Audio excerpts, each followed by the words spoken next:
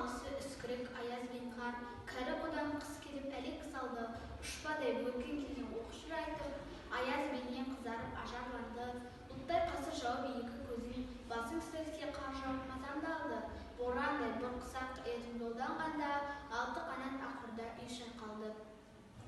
Әуес көріп жүгірген жас балалар, беті қолы домбығып үсік шалды, шүйде мен топ қабаттап келген малшы, бет қарауға шыдамай теріс айналды, қар тепкенге қажымас қайран жылқы, зитон құруына азап қалды, қыспен бірге тұмсығын салды қасқыр, малшыларын қорқума итке малды, соныға малды жайып күзетіндер, ұйқы өлтірмес қайран құпыс қамалды, ит жегенше қондыбай қанай жесін, құр жібер